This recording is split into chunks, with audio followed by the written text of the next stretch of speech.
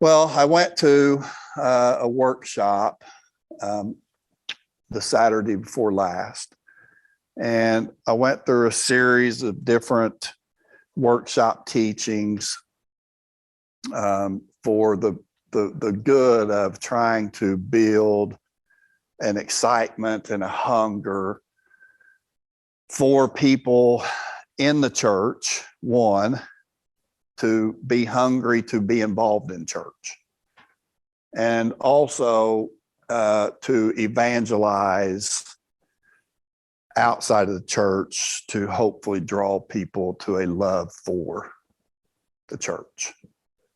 And God's really been dealing with me personally, over the last month or so, maybe a few months, about involvement and belonging and really participating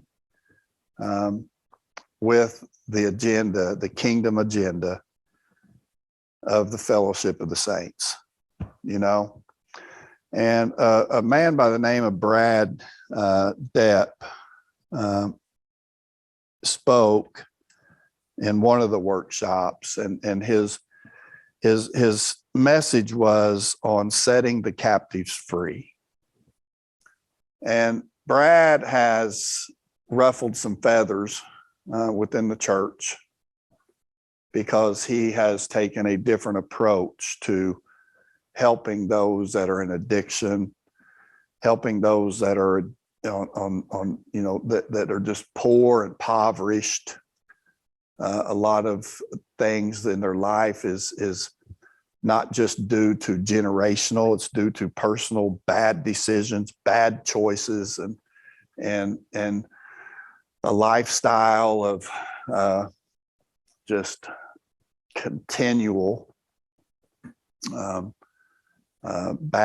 choosings and bad choices. And he took a church in Bicknell, and he basically off the side of the church started a ministry similar to this ministry for women, and started a feeding ministry.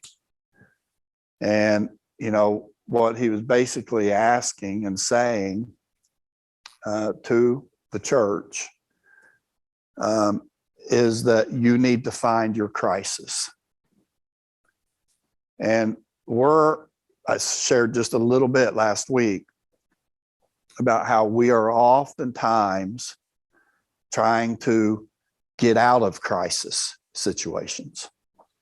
We don't like the pressure. We don't like the kickback. I mean, it's like, but what he was really trying to say is that, if you're a church that don't have any crisis in it, then you're a social club. And he's really bold in his stance towards taking up the cause of the poor and the brokenhearted and those that have found themselves captives in sin. And so listening to him and getting me, it kind of got me, a little bit fired up, because I began to think about our ministry and what we do and what God has called us to do. And I was sharing with Joy, I said, Joy, I said, and the guys was there too. I said, if we don't have any crisis around here, then we're a social club. And she said, well, we're definitely not a social club because we have crisis all the time. And part of that saying with that around here goes, there's always something. It seems like there's always something. There's always something. So finding your crisis, okay? And when I began to think about this, I began to think about this in a different way than just like, I'll be honest with you. I don't know if I can take on everyone's chaos, but I'm willing to help intervene and come into your life when there's a crisis in your life. But the difference to me is the difference between chaos And crisis is that chaos just loves chaos. A crisis situation, a person is saying, help us or help me find a solution. When we was going through the foster care training and the adoption system in the state of Indiana, Joy and I was required to go to a lot of classes to be able to get certified in the state of Indiana as foster care parents. And we would have never really had that put on our heart to go through that process if it wasn't for our own granddaughter and our own daughter family having to go through that themselves. And so oftentimes the crisis will find you, and then you have to do the right things to help bring a good solution or a good end to that crisis that's found you, right?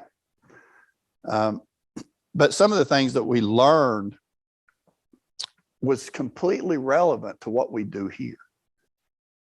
A lot of the men that we minister to and wives and families that we minister to are the ones that are on the end of DCS having to come in their home or being brought into their home to bring the kids to a different place, a safer place, for the hope or the point of restoration. The goal was really to bring the family back to a good place,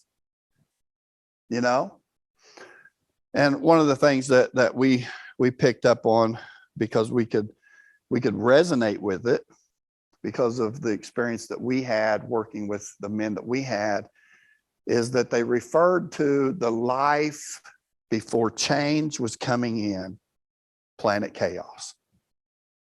Planet chaos. Now there's a crisis. And now there becomes a decision and a choice that has to be made. We can either remain in planet chaos, or we can come over here to where everything is beginning to make sense. And so I think that what I have seen in my experience is that oftentimes we side with one or the other instead of trying to find a balance between the two.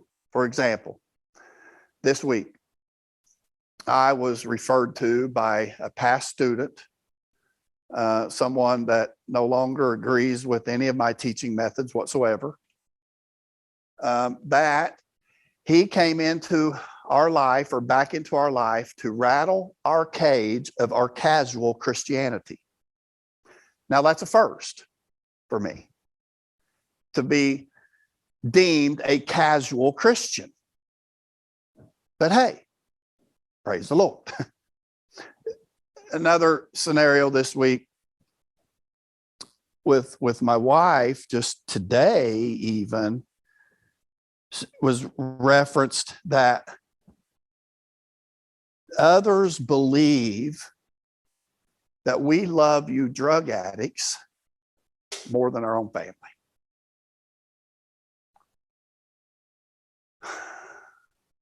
And that hit me pretty hard, because in this regard, I think we love God. And we're just like everybody else. We're trying to figure out a balance to be able to love everyone, including our family, our kids, drug addicts, church members, people that are in crisis. We've given our life to finding the crisis. But I got to thinking about that, and I just thought, you know what? It doesn't matter, really. Somebody's always going to find something wrong with the way you're trying to do something right. And we're not perfect, and you're not going to be perfect, and you're not going to do things perfectly either, But even if you do it wrong, there'd be somebody come along and tell you how right you did it. And if you do it right, there's going to be somebody come along and tell you how wrong you did it. And we talked about we talked about a couple of weeks ago before our little break, we talked about, man, we've been going around this mountain long enough, man. It's time to head north, man. You know what I mean? And it's like, you start getting a little fire, but you're still going to have, you're still going to have those obstacles all along this path, all along this journey. We talked about it's time to break out of the hold. And so this week I was thinking about I'm tired of going around the same mountain. I'm ready to head north. And it's time to break out of this holding pattern. It's time to get involved. Passivity can't be a place found inside our life, right? And yet the self-pursuit life can't be a part that's found in our life either, because we won't be trying to help people out of crisis situations. We'll be really having a crisis of our own and staying in our own crisis oftentimes, right? And I was thinking about, this setting the captives free, and I was thinking about what is a captive? When you think of a captive, what do you typically think of? Think of someone that is imprisoned, someone that is in bondage, someone that is not free. And then I look at Isaiah chapter 61, verse 1, and this is our commission, and this is also found in Luke chapter 4. It says, "The Spirit of the Lord is upon me." And more than anything, I need the Spirit of the Lord to be upon me. More than anything else, to be able to walk this thing out, work this thing out, balance this thing out. So Brad he's trying to motivate the church, right, to get involved in helping set the captives free. And then you have the captives who oftentimes, come on, don't even want freedom. Huh? And so we spend all of our energy and all of our effort and all of our motivation trying to bring freedom to something that doesn't even want freedom to begin with. And they're just trying to just get survival and get through and get by. And they're just stepping on you, using you, right? So there's this balance, man. I thought about this. I thought, oh my gosh, I want to be careful how I treat the church, man, and try to get the church motivated to help set the captives free, because it's the church that I really, really need. It's the church I really need to be hugging on, loving on. I need to be hugging and loving on them too, but I need the church too.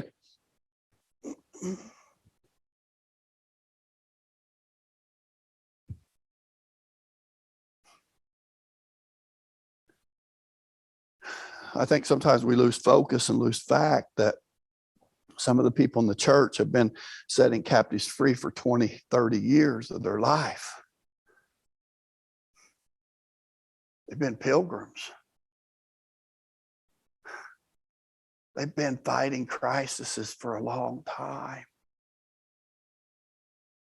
And we lose sight oftentimes that sometimes maybe they've learned some things that we're missing. And I think, like a relative even said of ours, said, we think you love your drug addicts more than you love us. And maybe there's some truth in that. Maybe I love the problems and putting out problems. And maybe I love the crisis more than I love church. And then I think it can be the other way too. Right? And that's where I think the Lord was dealing with me this week, is because the Lord has anointed me to bring good news to the poor.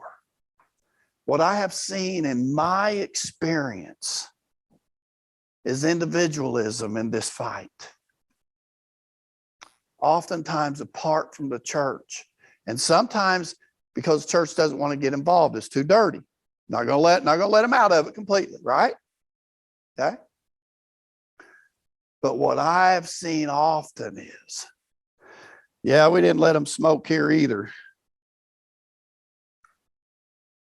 And after 2 months, we was empty. So we decided to let them smoke. Who's winning? Who's winning?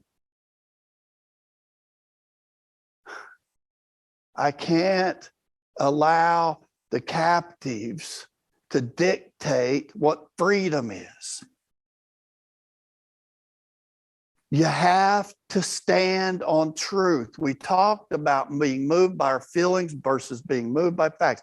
I understand there's a time and there's time. It takes time sometimes to shed some things, but I also understand that, man, if you want to be free, God can set you free. He has appointed me to bring good news to the poor. He has sent me to bind up the brokenhearted. That's, in other words, let's move from chaos to knowing the crisis that I'm in, so that we can get you to the freedom and to the freeing place that God wants to deliver you to. And what I've seen myself is that the recovery arena and the drug addiction population, I guess you would say, that avenue has become more popular as a way of getting help and getting free than the church. And the problem that I see with that, though, is that we're allowing them to keep all their vices. We're giving them other medical solutions to be able to stay stuck in addiction. There's still a lot of times, the biggest percentage are still actively using. And what the Lord was sharing with me just this morning, just Saturday morning on the way to church, because I was on both sides of this thing. It's gotten to a place where the church is the last place that we send people, and it's the last place people are willing to go. And you hear reports of finances, you hear reports of support, you hear supports of things falling and the, not able to do what we used to be able to do because we just don't have. It's the same with ministries like ours that are completely faith-based approach and relying upon God. There are very few that are interested in that path because there's so many options over here.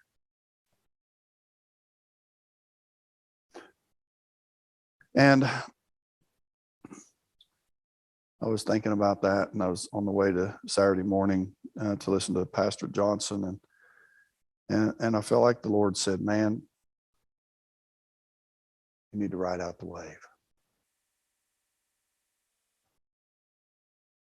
You don't just throw in the towel.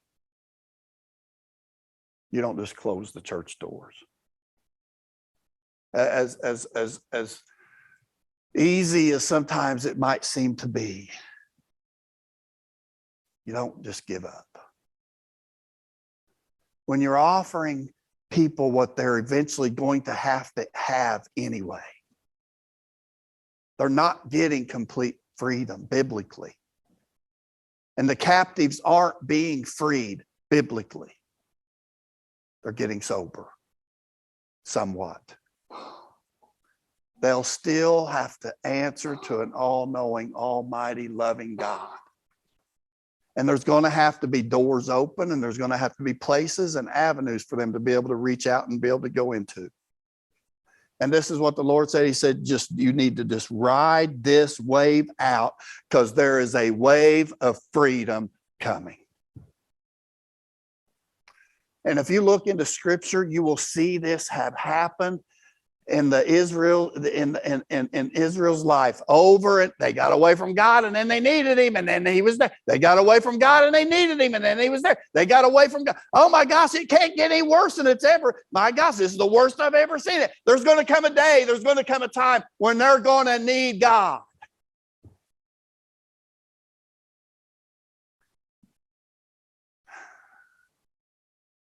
That's what we're here to do. We're here to set the captives free. But the strangest thing is about setting a captive free is the captive has to want freedom. Not to browbeat, to force, or to be arrogant and prideful. I'm so grateful that God reached down into the muck and the mire in the pitiful state that I was in.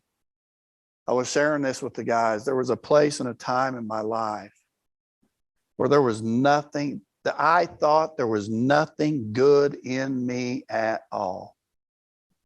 And then I brought into this journey, and I had to learn about how evil and wicked my heart really was, how desperately wicked I was continually. The thoughts of my heart was continually wicked. And I mean, so there was this transition of, my gosh, I mean, is there any hope for me at all?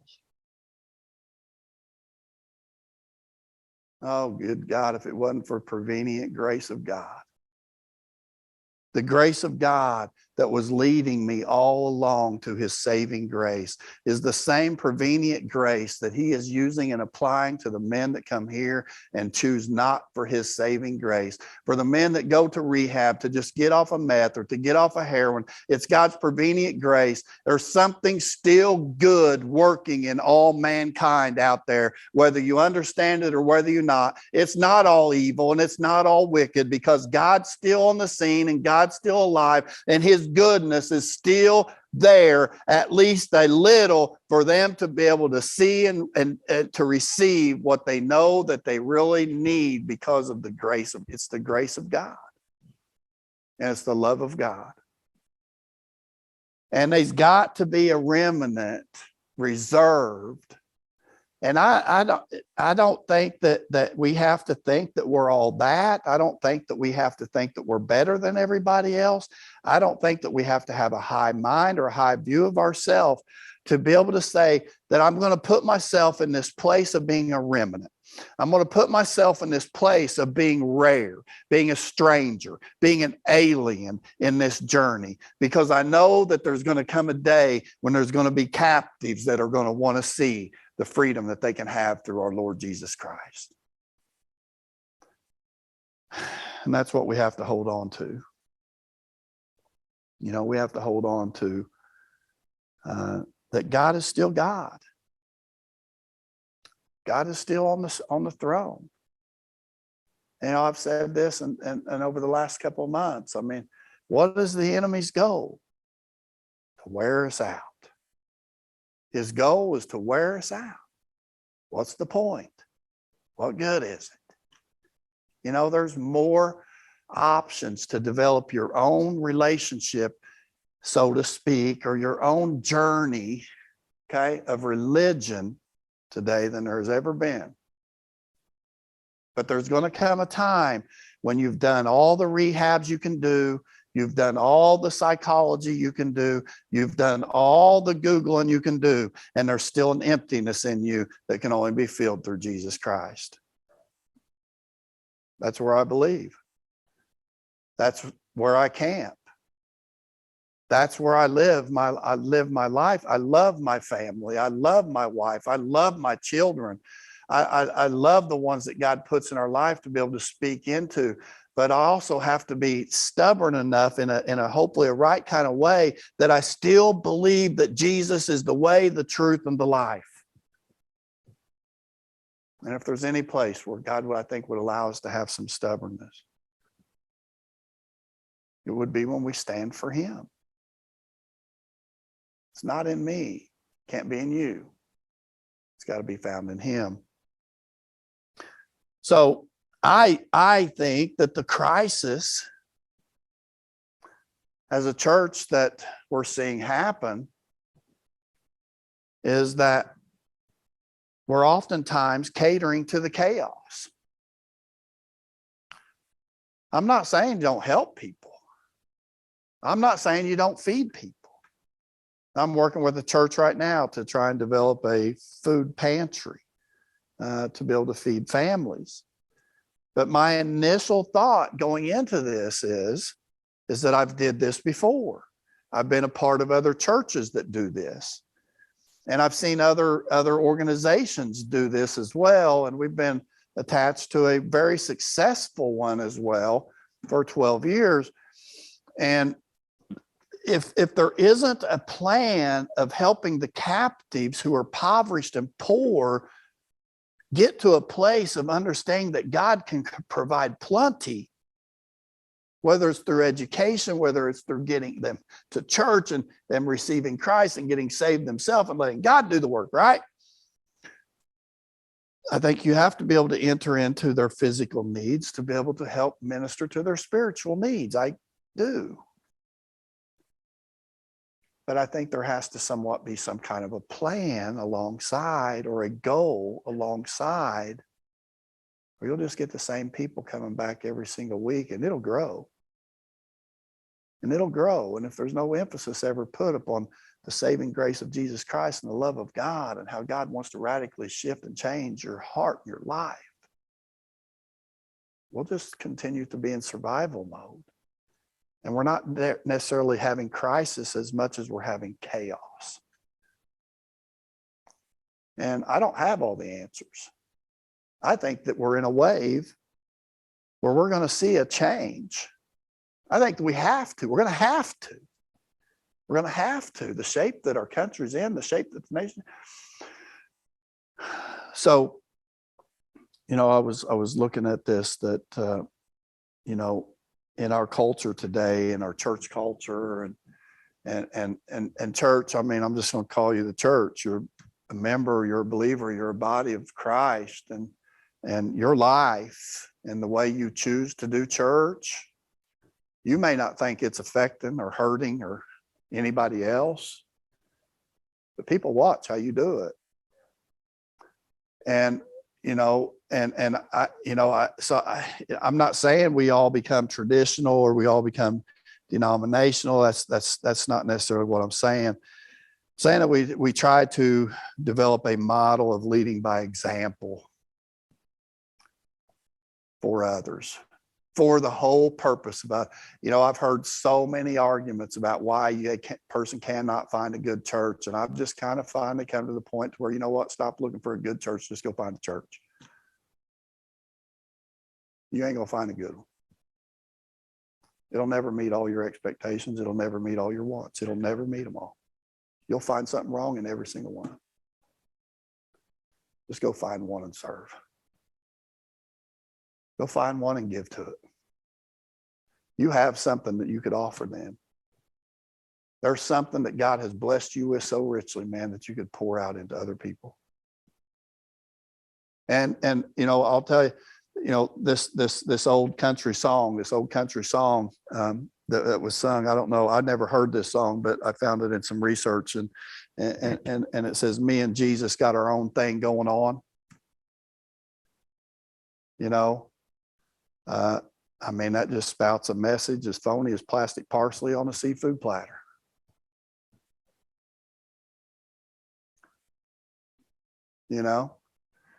And my point of that really is that whatever the church is its call out. It's a worshiping community. Mariah Harris, an old Nazarene, she said this. She said, "One Christian is no Christian. We go to God together, or we do not go at all." And you can disagree with some of the old saints, but there's something that the old saints did teach and did hold strong to, and that was their doctrines that was essential to the faith. And we spend very little time sitting around tables and sitting around church talking about the things that really matter the most. We have so many opinions, so many views, so many perspectives about these things that it wouldn't do nothing but cause arguments and disagreements, and we just go find our own place. If we're going to help set the captives free, and we got to come together. I mean, we're better in numbers, and we're better together. So John Wesley, he said this. He said, it is a blessed thing to have fellow travelers to the New Jerusalem. He said, if you do not find any, you must make them, for none can travel this road alone. You know, and you know, I reiterate the Isaiah 61 verse 1, when the Spirit of the Lord is upon me, because the Lord has anointed me to bring good news to the poor. He has sent me to bind up the brokenhearted, to proclaim liberty to the captives, and the opening of the prison to those who are bound. Man, I want to be able to bring good news to the poor. I want to be able to meet people in a place where they're brokenhearted and they're at a place and have something to be able to introduce them to a life or a change that we'll be able to introduce them to and bring them into, that just shows that we're together. We're not all off doing our own little thing and just every now and then we see one another. We put all the responsibility on leadership or those that's in charge or those that did it. And, you know, and I've been guilty myself. It's too much. It's too much for any one person. It's the lay people of the church that make the church. You can't even get people to agree on church. You can't even get people to agree on the need to go to church. I mean, this isn't a new argument. This is something very solid in the doctrine of Christianity. This isn't a new thing or a new teaching. It's very fundamental, very basic, but not in today's age. Not in the age we live in today.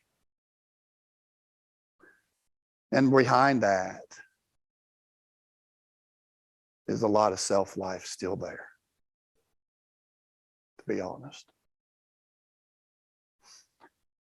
Bind up the brokenhearted. We have more resources together. What crises do you have in your life? When you run into a crisis situation in your life, where do you send them? What plan do you have put together to be able to intervene in their life? What plan do you have together to be able to introduce them to this new way of life with God and God's people? You know, I'm looking for a better plan. I've been doing it for 12 years and I'm looking for a better plan than what we have had. I think that should be humbling. Liberty to the captives. You know that there is freedom in obedience to the words of God? Do you know that there is freedom when you begin to change lifestyle decisions and choices? Do you know that there may be more captives in church?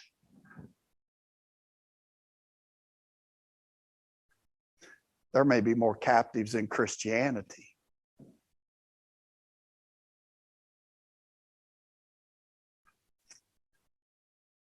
Can I be a captive and be saved?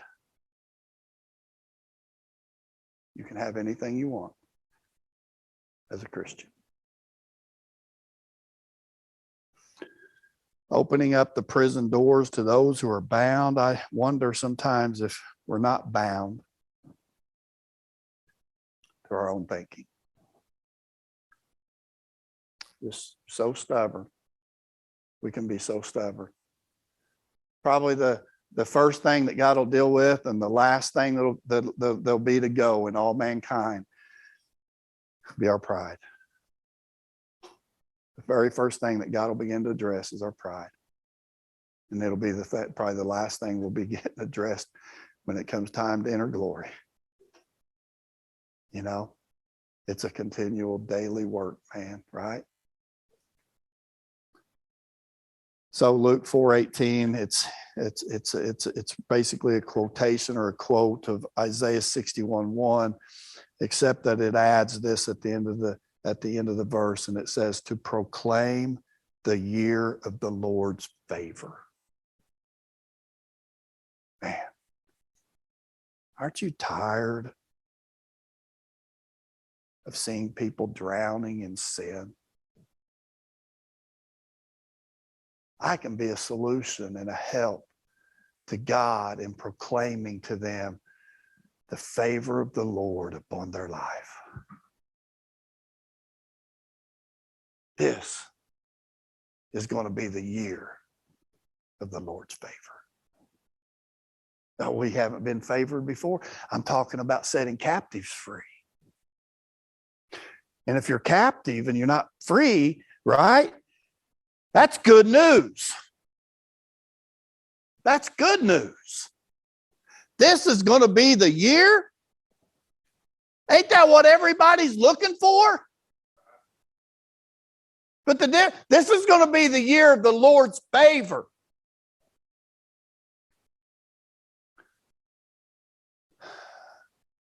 So, some preachers may preach your best life now.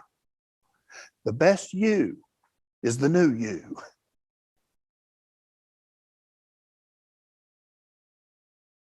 But biblically, you could say, this year is your year. If you want to be free. Amen.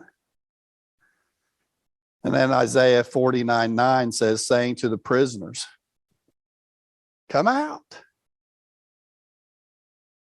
To those who are in darkness, appear. Hey, I'd like to see you. Miss you.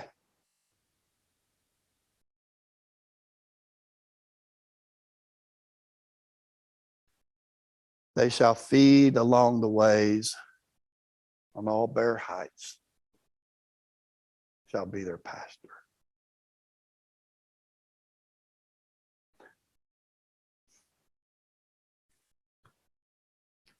Part of my mission over the years has been this, in setting captives free. I know I'm a little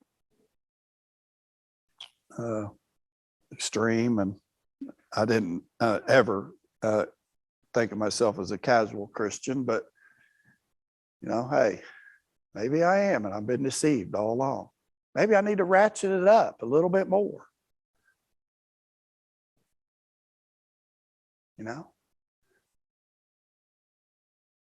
One of the things that's been really difficult for me to be able to allow in men's lives, their families, when their life is so filled with chaos, is to allow them to function in their dysfunction.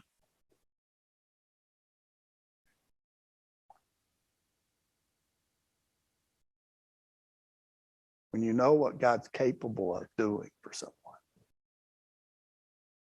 it's hard to just allow them to continue to live a dysfunctional life. Now, is that something that we should repent over? Or is that something we should pray for more help in? Find your crisis. If you're not experiencing any crises,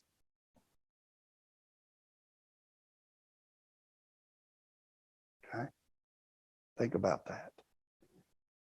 You was a crisis at one time. Amen? Okay? Remember how good God was to you. All right? Remember all the people. Remember how he did it.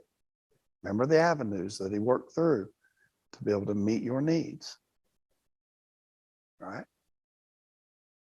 And you're to be that to someone else. Your life should be filled with great, good examples of being able to lead and teach them into a way that will set them on a course of discipleship. Not everybody can do it exactly the way you did it. That's why God put a model already in place. It's the church.